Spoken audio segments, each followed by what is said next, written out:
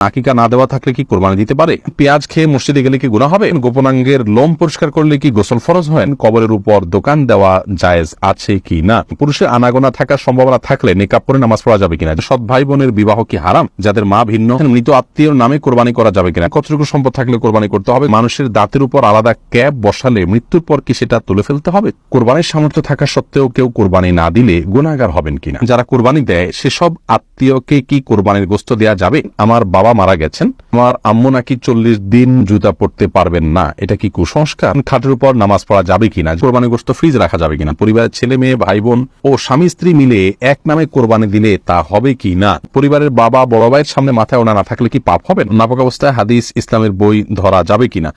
আব্দুর রহমান জুবাইর জানতে চেয়েছেন কবরের উপর দোকান দেওয়া জায়েজ আছে কি না? কবরের উপর দোকান দেওয়া এটা তখন জায়েজ হবে যদি নিরুপায় হয়, বহুকাল হয়ে গেছে কবরের, বাধ্য হয়ে সেখানে দিচ্ছি। সাধারণ অবস্থাতে কবরস্থান বা কবর মানুষের কবরের প্রতি সম্মান প্রদর্শন অংশ হিসাবে বা তা হক হিসাবে ঠিক কবরের উপরে দোকান দিতে যাবে না, আশপাশে অন্য কোথাও দেওয়া উচিত। লামিয়া সুলতানা জানতে চেয়েছেন পরিবারের বাবা বড় ভাইয়ের সামনে মাথায় ওনা না থাকলে কি পাপ হবে? না বোন, পাপ হবে না। আপনার বড় ভাই বা বাবার সামনে মাথার ওড়না না থাকলেও পাপ হবে না, কিন্তু ফিতনার এই যুগে যথাসম্ভব আপনি মাথার উপরে ওড়না বা কিছু দিয়ে রাখতে পারলে ভালো, কিন্তু আপনার চুল দেখা গেলে অবশ্যই পাপ হবে না, কোনো অসুবিধা নেই। নাপাক অবস্থায় হাদিস ইসলামের বই ধরা যাবে কিনা? যেখানে আরবি লেখা আছে ধরা যাবে, কোনো অসুবিধা নেই। কোরআনে কারীম যদি থাকে শুধু কোরআনে কারীম স্পর্শ করবেন না, এছাড়া ইসলামিক বই পুস্তক সেখানে হয়তো কোন একটা পাতায় আধা লাইন এক লাইন হয়তো আরবি লেখা আছে বা হাদিসের মূল পাঠ আছে, সেটি আপনি নাপাক অবস্থায় বা মাসিক চলা অবস্থায় ধরতে পারেন, তাতে গুনাহ হবে না। জান্নাতুল ফেরদাউস আপনি জানতে চেয়েছেন খাটের উপর নামাজ পড়া যাবে কিনা? যে অবশ্যই যাবে, খাটের উপর নামাজ পড়াতে কোনো অসুবিধা নেই। অনেকে মনে করেন যে খাটের উপরে বা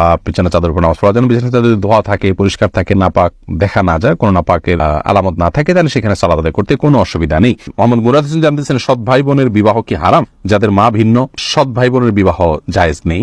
আসমাউল হোসনা এডি থেকে আপনি জানতে চেয়েছেন মানুষের দাঁতের উপর আলাদা ক্যাপ বসালে মৃত্যুর পর কি সেটা তুলে ফেলতে হবে? তুলে ফেলতে হবে এমন কোনো আবশ্যক নেই।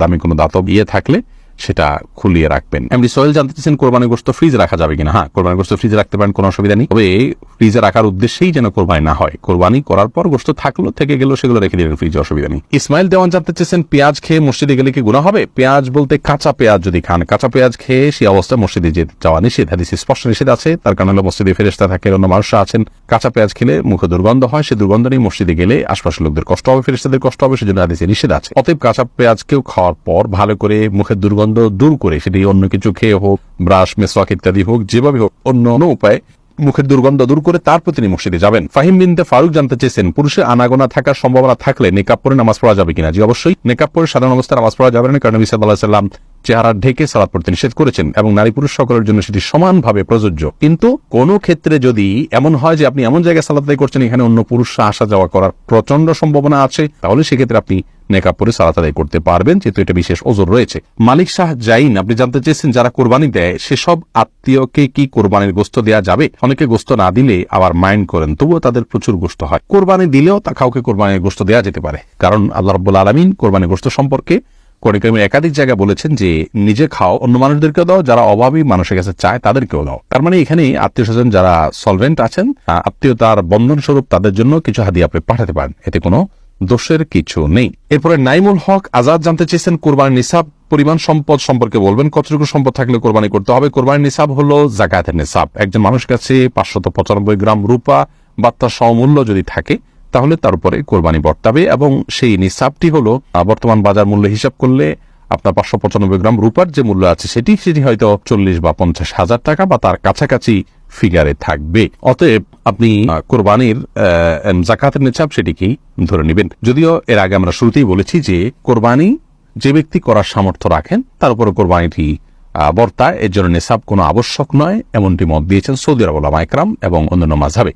হানাফি মাযহাব বা আমাদের উলামা ইকরাম বা আমাদের যে school of thought Ulama Ikram follow করে থাকেন, সেটিতে আপনার যাকাতের নিসাব হলে তখন কোরবানি আবশ্যক হবে বা বর্তাবে। সোনিয়া আক্তার দোলন আপনি জানতে চেয়েছেন পরিবারের ছেলে মেয়ে ভাই বোন ও স্বামী স্ত্রী মিলে এক নামে কোরবানি দিলে তা হবে কি না? বোন সোনিয়া, পুরো পরিবারের তরফ থেকে একটা কোরবানি দিলে যথেষ্ট হবে, এই মর্মে বহু হাদিস পাওয়া যায়। নবী আলাইহিস সালাম সেই সমস্ত হাদিসগুলোকে সামনে রেখে সৌদি আরবের উলামা ইকরাম বলেন যে গোটা পরিবারের যিনি মূল কর্তা থাকবেন, যার অধীনে যারা থাকবেন 51 ভুক্ত, তার ভরণ পোষণ দিয়ে চলবেন, তাদের সবাই তরফ থেকে তিনি কোরবানি দিলে যথেষ্ট হয়ে যাবে, কারণ বহু হাদিসে নবী সাল্লাল্লাহু আলাইহি ওয়াসাল্লাম বলেছেন যে আলা কুল্লি আইলাতিন উযহাইয়াতুন, অথবা এই জাতীয় ভাষ্য, যার অর্থ হলো যে প্রতিটি পরিবারের উপরে একটি করে কোরবানি আবশ্যক হয়। যদিও ইমাম আজম ইমাম আবু হানিফা রাহিমাহুল্লাহ সহ অন্যান্য ইমামদের মত হলো এক্ষেত্রে যে না, প্রত্যেক সামর্থ্যবান ব্যক্তি তার তরফ থেকে কোরবানি দিতে হবে।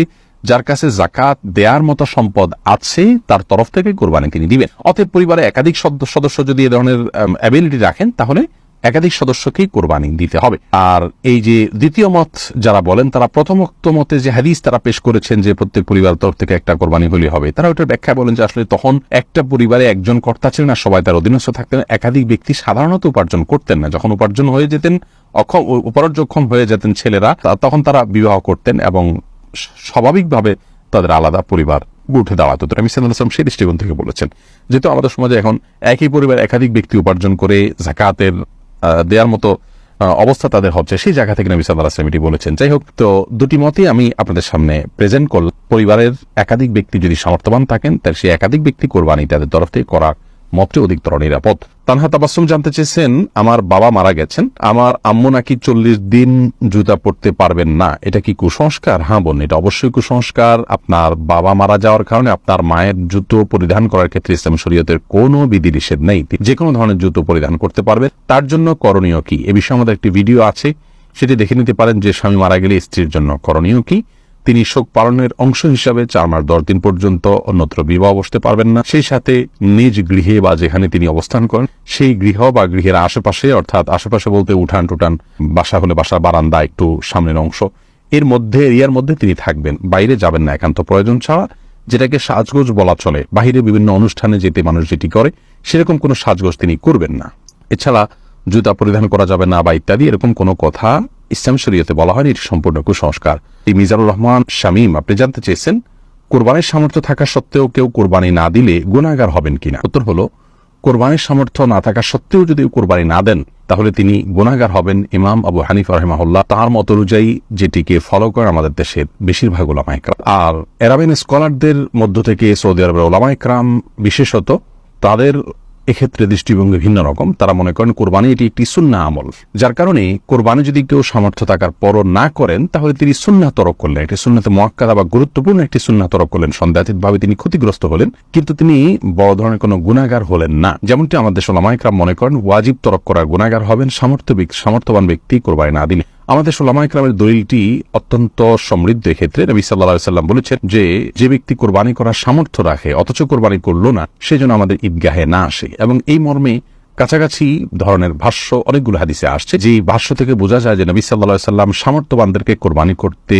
আবশ্যক করেছেন, আবশ্যিকভাবে নির্দেশ করেছেন, এবং না করলে তার জন্য তিনি সতর্কবাণী দিয়েছেন। অতএব সামর্থ্যবানদের জন্য কোরবানি না করে থাকাটা অনুচিত হবে আমরা মনে করি। যদিও বিপরীত দিক থেকে যারা এটিকে সুন্নাহ মনে করেন তাদেরও দলিল হলো নবী আলাইহিস সালাম বিভিন্ন হাদিসে এটিকে সুন্নাহ বলে অভিহিত করেছেন, ইব্রাহিম আলাইহিস সালামের সুন্নাহ বলেছেন। তো সেই জায়গা থেকে তারা এটিকে সুন্নাহ বলেন। তাওহীদুল ইসলাম সজীব জানতে চেয়েছেন, গোপনাঙ্গের লোম পরিষ্কার করলে কি গোসল ফরজ হয়? না, এর সাথে গোসল ফরজের কোনো সম্পর্ক নাই। বড়জোর ওযু করে নেবেন, পরিষ্কার পরিচ্ছন্ন হবেন।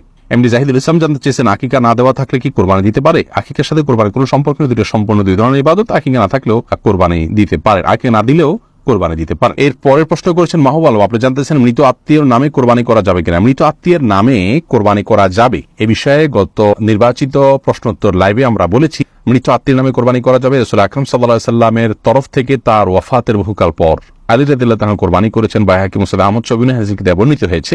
যদিও জমহুরগণ সাধারণভাবেই মৃত ব্যক্তির তরফ থেকে আলাদা কোরবানি করার পক্ষে মত দিয়েছেন, জায়েজ আছে। কোন কোন উলামায়ে কেরাম বলেন যে জীবিত ব্যক্তির নামের সাথে অ্যাড করে এটা করতে, সেজন্য মৃত ব্যক্তির পক্ষ থেকে কোরবানি করা